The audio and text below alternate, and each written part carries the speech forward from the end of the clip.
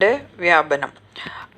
അന്ത്യപ്രവാചകൻ മുഹമ്മദ് നബി സല്ലല്ലാഹു അലൈഹി വസല്ലമക്ക് ജിബ്രീൽ അലൈഹിസ്സലാം വഴി അവതരിപ്പിച്ച സർവശക്തനായ അള്ളാഹു അസ്സ വജൽ അള്ളാഹുവിൻ്റെ മൊഴിയാണ് ഖുർആൻ. അള്ളാഹുവിൻ്റെ കലാമാണ് ഖുർആൻ. വാമൊഴിയായും, അതായത് ഓറലി, വാമൊഴിയായി ഓറലി, പിന്നെ റിട്ടൺ ഡോക്യുമെൻ്റഡ് ആയിട്ട് എഴുതപ്പെട്ട നിലയിലും നമ്മളിലേക്ക് എത്തപ്പെട്ടിരിക്കുന്ന വിശ്വസനീയമായ അനേകം വ്യാപന ശൃംഖല വഴിയാണ് നമ്മളിലേക്ക് എത്തിയിട്ടുള്ളത്. അതായത് ഒരു ശൃംഖല, ലൈക്ക് ആദ്യം അള്ളാഹു ജിബ്രീൽ അലൈഹി സ്വലാമിക്ക് പറഞ്ഞു കൊടുത്തു. പിന്നെ ജിബ്രീൽ അലൈഹി സ്വലാം നബി സല്ലല്ലാഹു അലൈഹി വസല്ലമക്ക് പറഞ്ഞു കൊടുത്തു. നബി സല്ലല്ലാഹു അലൈഹി വസല്ലം സഹാബികൾക്ക് പറഞ്ഞു കൊടുത്തു. അങ്ങനെ പിന്നെ അവരടുത്ത തലമുറക്ക് അങ്ങനെ ആണ് ഇപ്പം നമ്മളെ കയ്യിലെത്തിയിട്ടുള്ളത് ഖുർആൻ. വാമൊഴിയായിട്ട് ഓറലി എങ്ങനെയാണ് നമ്മളിലേക്ക് എത്തിയിട്ടുള്ളത് നോക്കാം ഇൻഷാ അല്ലാഹ്. ഖുർആൻ്റെ വചനങ്ങൾ മുഹമ്മദ് നബി സല്ലല്ലാഹു അലൈഹി വസല്ലമക്ക് അവതരിക്കപ്പെട്ടത് ജിബ്രീൽ അലൈഹിസ്സലാം വഴിയാണ്. അത് നമുക്ക് എല്ലാവർക്കും അറിയാമല്ലോ. ജിബ്രീൽ അലൈഹിസ്സലാമിനായിരുന്നു വഹി എത്തിച്ചു കൊടുക്കുന്ന ഡ്യൂട്ടി, ജിബ്രീൽ അലൈഹിസ്സലാമിന്. അപ്പോൾ നബി സല്ലല്ലാഹു അലൈഹി വസല്ലമക്ക് ജിബ്രീൽ അലൈഹിസ്സലാം ആയിരുന്നു എത്തിച്ചു കൊടുത്തത്. പിന്നെ അവിടുന്ന് നബി സല്ലല്ലാഹു അലൈഹി വസല്ലം പിന്നെ എന്താ ചെയ്തത്? അദ്ദേഹം നബി തിരുമേനി സഹാബികൾക്ക് ഈ വാക്കുകൾ പാരായണം ചെയ്തു കൊടുക്കുകയും അവർ അപ്പോൾ തന്നെ അവ മനഃപ്പാഠമാക്കുകയും തിരിച്ച് വീണ്ടും നബി സല്ലല്ലാഹു അലൈഹി വസല്ലമക്ക് തിരിച്ചു ഓതിക്കൊടുത്ത് നബി സല്ലല്ലാഹു അലൈഹി വസല്ലം അംഗീകരിക്കണം. തിരിച്ചു ഓതിക്കൊടുത്ത് അത് അംഗീകരിച്ചു, പാരായണം അംഗീകരിച്ചു ചെയ്യുകയും ചെയ്തു. ഇപ്പോഴും അങ്ങനെ തന്നെയാണ് നമ്മൾ പഠിക്കുന്നത് അല്ലേ? ടീച്ചർ സ്റ്റുഡൻറ്റിന് ഓതിക്കൊടുക്കുക, അല്ലെങ്കിൽ സ്റ്റുഡൻറ്റ് പഠിച്ചാൽ ടീച്ചർക്ക് തിരിച്ചു ഓതിക്കൊടുത്തിട്ട് ടീച്ചർ അംഗീകരിക്കണം. ഇപ്പോഴും അതേ സിസ്റ്റം തന്നെയാണ് ഫോളോ ചെയ്യുന്നത്. പിന്നെ അവിടുന്നും പിന്നെ നെക്സ്റ്റ് സ്റ്റെപ്പ് എന്താണ്? സഹാബികൾക്ക് വരെ എത്തിയത് വരെ നമ്മൾ മനസ്സിലാക്കി. സഹാബികൾ സദൃത്തരായ സഹാബികളുടെ പാരായണം തെറ്റില്ല, കറക്റ്റാണ്, പെർഫെക്റ്റ് ആണെന്ന് നബി സല്ലല്ലാഹു അലൈഹി വസല്ലം അംഗീകരിച്ചു കഴിഞ്ഞാൽ അവർ അത് മറ്റു സഹാബികൾക്കും അടുത്ത തലമുറ, നെക്സ്റ്റ് ജനറേഷനിലെ ആളുകൾക്കും പഠിപ്പിച്ചു കൊടുത്തു. ഓക്കെ, ഇത് പഠിപ്പിച്ചു കൊടുക്കുമ്പോഴൊക്കെ മെയിൻ ശ്രദ്ധ പുലർത്തിയത് എന്താണ്? ഒരു ഹർക്കത്ത്, ഒരു ഹർഫ് അങ്ങോട്ടും ഇങ്ങോട്ടും ആവില്ല എന്നുള്ള അപ്പം അങ്ങേയറ്റം ശ്രദ്ധ നിലനിർത്തിയത് എന്താണ്?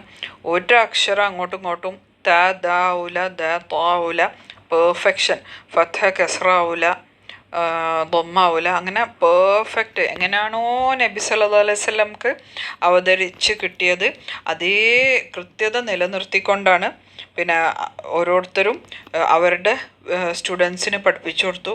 എന്നിട്ട് സ്റ്റുഡൻസ് തിരിച്ച് ടീച്ചർക്ക് ഓതിക്കൊടുത്തു. സഹാബിയാണെങ്കിൽ ഇവിടെ ഇൻ ദിസ് കേസ് സഹാബികൾ അവർക്ക് തിരിച്ചു ഓതിക്കൊടുത്തു. എന്നിട്ട് അവർ അത് അംഗീകരിക്കണം, പെർഫെക്റ്റ് ആണെന്നുള്ളത്. അങ്ങനെ അത് നെക്സ്റ്റ് സ്റ്റേജ്.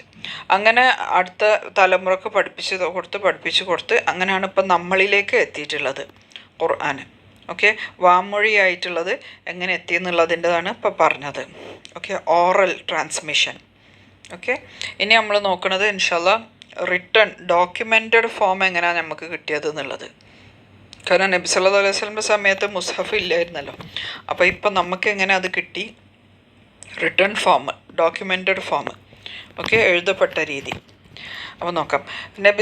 പ്രവാചകൻ സല്ലല്ലാഹു അലൈഹി വസല്ലം അവതരിച്ച ഉടനെ തന്നെ സഹാബികൾ ലഭ്യമായ ഏതെങ്കിലും വസ്തുക്കളിൽ ഖുർആൻ്റെ വാക്കുകൾ എഴുതി വെക്കുമായിരുന്നു. കാരണം പിന്നെ അവർ അന്നത്തെ കാലത്ത് പേപ്പറൊക്കെ വളരെ റെയറായിരുന്നു. അപ്പോൾ അവർ പേപ്പർ കിട്ടിയൊരു പേപ്പർമേൽ അല്ലെങ്കിൽ ലെതർ അല്ലെങ്കിൽ പലകമൽ പിന്നെ അല്ലെങ്കിൽ എന്തെങ്കിലും ഇങ്ങനെ സ്റ്റോൺസിൻ്റെ മുകളിൽ അവർക്ക് എന്താണോ ഉള്ളത് അതിൻ്റെ മുകളിൽ അവർ എഴുതി വെച്ചു. അപ്പോൾ അതൊരു കംപ്ലീറ്റ് ഖുറാനായിരുന്നില്ല, അവർ കേട്ട ആയത്തുകളൊക്കെ അവർ എഴുതി വെച്ചു. അങ്ങനെ പിന്നെ അബൂബക്കർ റളിയല്ലാഹുവിൻ്റെ അങ്ങനെ നബി സല്ലല്ലാഹു അലൈഹി വസല്ലമയുടെ വഫാത്തിന് ശേഷം അബൂബക്കർ റളിയല്ലാഹു അൻഹു പിന്നെ ഖലീഫായ ടൈമിൽ പിന്നെ ഒരു ഒരു കള്ളപ്രവാചകൻ ഉണ്ടായിരുന്നു, മുസൈലിമത്തു കദ്ദാബ്. അപ്പോൾ അയാളുമായിട്ടുള്ള യുദ്ധത്തിൽ ഒരുപാട് ഹാഫിളുകളായിട്ടുള്ള സഹാബികൾ മരണപ്പെട്ടു. അപ്പോൾ അതിൻ്റെ മുന്നേ സഹാബികൾ അബൂബക്കർ റളിയല്ലാഹുവിനോട് പറയാറുണ്ടായിരുന്നു, ഖുർആനെ ഇങ്ങനെ മുസഫിൻ്റെ രൂപത്തിലേക്ക് ഒരൊറ്റ 2 ചട്ടകൾക്കുള്ളിലായിട്ട് കംപ്ലീറ്റ് ക്രോഡീകരിച്ച് എഴുതി വെക്കണം, ഡോക്യുമെൻ്റ് ചെയ്ത് വെക്കണം എന്നൊക്കെ അവർ അഭിപ്രായം പറയാറുണ്ടായിരുന്നു. പക്ഷേ അബൂബക്കർ റളിയല്ലാഹു അൻഹു ഉടനെ ഒരു തീരുമാനം എടുത്തില്ല. കാരണം നബി സല്ലല്ലാഹു അലൈഹി വസല്ലം ചെയ്യാത്തൊരു സംഗതിയാണല്ലോ, അപ്പോൾ നല്ലോണം ആലോചിച്ചിട്ട് ചെയ്താൽ മതി എന്നുള്ള നിലക്ക് ഉടനെ മറുപടി പറഞ്ഞിട്ടില്ലായിരുന്നു. പക്ഷേ ഈ കള്ളപ്രവാചകനുമായിട്ടുള്ള യുദ്ധത്തിൽ ഒരുപാട് ഖുർആൻ മനഃപ്പാഠമാക്കിയിരുന്ന ഒരുപാട് സഹാബികൾ ഷഹീദായപ്പം അബൂബക്കർ റളിയല്ലാഹു അൻഹു തീരുമാനിച്ചു ഇങ്ങനെ മുസാഫിൻ്റെ രൂപത്തിൽ എഴുതാന്ന്. അങ്ങനെ അദ്ദേഹം നബി സല്ലല്ലാഹു അലൈഹി വസല്ലമയുടെ സ്ക്രൈബിനെ, നബി സല്ലല്ലാഹു അലൈഹി വസല്ലമയുടെ എഴുത്തുകാരനെ തന്നെ അത് ഏൽപ്പിച്ചു. ഒരു ടീമിനെ ഫോം ചെയ്ത്. ഓക്കെ, അങ്ങനെ അവർ എന്താക്കി ഖുർആന് നബി സല്ലല്ലാഹു അലൈഹി വസല്ലമക്ക് പിന്നെ നബി സല്ലല്ലാഹു അലൈഹി വസല്ലം ജിബ്രീൽ അലൈഹി സ്വലാമിന് റമളാനിലൊക്കെ ഓതി കൊടുക്കാറുണ്ടായിരുന്നല്ലോ, ഫസ്റ്റ് മുതൽ ലാസ്റ്റ് വരെ. അപ്പോൾ അതേ രൂപത്തിൽ തന്നെ സൂറത്തിനൊക്കെ ക്രോഡീകരിച്ചിട്ട് അതേ രൂപത്തിൽ തന്നെ അവർ എഴുതി അങ്ങനെ ഒരു കോപ്പി ഉണ്ടാക്കി, ഒരു മുസ്ഹഫ് ഉണ്ടാക്കി. അങ്ങനെയാണ് ആദ്യമായിട്ടുള്ള മുസഫ് ഉണ്ടായത്. അബൂബക്കർ റളിയല്ലാഹു അൻഹുവിൻ്റെ ടൈമിൽ ഒരൊറ്റ കോപ്പിയായിരുന്നു ഉണ്ടായിരുന്നത്. അങ്ങനെ അത് സൂക്ഷിച്ചിരുന്നത്, ആ കോപ്പി സൂക്ഷിച്ചിരുന്നത് ഹഫ്സ റളിയല്ലാഹു അൻഹ ആയിരുന്നു ആ കോപ്പി സൂക്ഷിച്ചിരുന്നത്. പിന്നെ ഉമർ റളിയല്ലാഹുവിൻ്റെ ഖിലാഫത്തിൻ്റെ ശേഷം ഉസ്മാൻ ബിൻ അഫ്ഫാൻ റളിയല്ലാഹുവിൻ്റെ ഖലീഫ ആ കാലഘട്ടത്തിൽ ഇസ്ലാം ഒരുപാട് വ്യാപിച്ചു. അങ്ങനെ വലിയ കുറേ രാജ്യങ്ങളിലേക്ക് ഇസ്ലാം വ്യാപിച്ചു, പടർന്നു. അപ്പം അറബികളും അനറബികളും ഒക്കെ ഉണ്ടായിരുന്നു. അപ്പോൾ ഖലീഫക്ക് ആളുകൾ പറഞ്ഞു കൊടുത്തു, അതായത് മിസ്റ്റേക്കോട് കൂടിയിട്ടാണ് ഖുർആൻ ഓതുന്നത്. പിന്നെ അപ്പം ഇങ്ങനെ ഈ ഒറിജിനൽ കോപ്പി ഈ സ്ഥലത്തേക്കൊക്കെ എത്തക്കണം, ഈ ദൂരത്തുള്ള സ്ഥലത്തേക്കൊക്കെ കൊടുത്താൽ നല്ലതായിരിക്കും എന്ന് ഉപദേശിച്ചു. അപ്പോൾ അതിൻ്റെ റിസൾട്ടായിട്ട് ഉസ്മാൻ റളിയല്ലാഹു അൻഹു എന്താക്കി, ഈ ഒറിജിനൽ മുസ്ഹഫിൻ്റെ ഒട്ടേറെ കോപ്പികൾ ഉണ്ടാക്കിയിട്ട് ഈ രാജ്യങ്ങളിലേക്ക് അയച്ചു കൊടുത്തു. ഓക്കെ, അങ്ങനെയാണ് ഖുർആന് പിന്നെ അതേപോലെ ഡ്യൂപ്ലിക്കേറ്റ് ഉണ്ടാക്കാൻ ആദ്യം ഒറ്റൊന്നായിരുന്നു അബൂബക്കർ റളിയല്ലാഹുവിൻ്റെ സമയത്ത്. പിന്നെ അത് കൂടുതൽ കോപ്പികൾ വരാൻ തുടങ്ങിയത് ഉസ്മാൻ റളിയല്ലാഹുവിൻ്റെ ടൈമിലാണ്. പിന്നെ ഇപ്പോഴും അങ്ങനെ ഒട്ടേറെ പകർപ്പുകൾ ഉണ്ടാക്കുകയും ഇപ്പോഴും അത് തുടർന്നുകൊണ്ടിരിക്കുകയും ചെയ്യുന്നു. അപ്പം അങ്ങനെയാണ് ഇതിൻ്റെ തുടക്കം, ഡോക്യുമെൻറ്റഡ് ഫോം, റിട്ടൺ ഫോമിൻ്റെ തുടക്കം എങ്ങനെയാണ്. അബൂബക്കർ റളിയല്ലാഹുവിൻ്റെ കാലത്തായിരുന്നു ഒന്നാമത്തെ മുസ്ഹഫ് ഉണ്ടാക്കിയത്. പിന്നെ അതിൻ്റെ പകർപ്പുണ്ടാക്കാൻ തുടങ്ങിയത് ഉസ്മാൻ റളിയല്ലാഹുവിൻ്റെ സമയത്താണ് പകർപ്പുണ്ടാക്കാൻ തുടങ്ങിയത്. ഇപ്പോഴും അത് വളരെ സൂക്ഷ്മതയോടുകൂടി, വളരെ ഗൗരവത്തോടുകൂടി, വളരെ പവിത്രതയോടു കൂടിയിട്ട് ഇപ്പോഴും അത് തുടർന്നു കൊണ്ടിരിക്കുന്നുണ്ട്. പിന്നെ നമ്മളിപ്പം പഠിക്കുന്നത് ഹഫ്സൻ ആസിമിൻ്റെ ഖിറാഅത്താണ് നമ്മൾ പഠിക്കുന്നത്. ശരിക്കും എത്ര ടൈപ്പ് ഖിറാഅത്ത് ഉണ്ട്? 10 തരം ഖിറാഅത്തുകളുണ്ട്. ആധികാരികമായ 10 തരം ഖിറാഅത്തുകളുണ്ട്. ഇതെന്ന് പറഞ്ഞാൽ അത് അള്ളാഹുവിൻ്റെ ഒരു കാരുണ്യമാണ്. ഖുർആൻ ചെറിയ ചെറിയ വ്യത്യാസത്തോട് കൂടിയിട്ട് 10 രീതിയിലുള്ളതുണ്ട്. അത് ഇപ്പോൾ ഫോർ എക്സാമ്പിൾ മാലിക്കി യൗമിദ്ദീൻ എന്നുണ്ട്,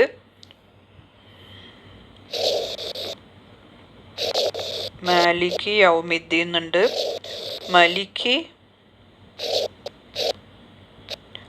മലിക്കി യൗമിദ്ദീൻ എന്നും ഉണ്ട്. അപ്പം ഇതെന്താണെന്ന് വെച്ചാൽ ഒരു ഖിറാഅത്തിൽ മാലിക്, ഇപ്പം നമ്മൾ ഓതുന്നതിൽ മാലിക് യൗമിദ്ദീനാണ്, വേറെ ഖിറാഅത്തിൽ മലിക് യൗമിദ്ദീനാണ്. അപ്പം നോക്കുകയാണെങ്കിൽ എന്താണ് ഇത് എന്ന് പറഞ്ഞാൽ പരസ്പരം ഇത് പരസ്പരം സപ്പോർട്ടീവാണ്, കോംപ്ലിമെൻ്ററി ആണ് മീനിങ്. അപ്പം മാലിക് യൗമിദ്ദീൻ, അള്ളാഹു ആണ് യൗമിദ്ദീൻ്റെ പിന്നെ പ്രതിഫല ദിവസത്തിൻ്റെ ഉടമസ്ഥൻ.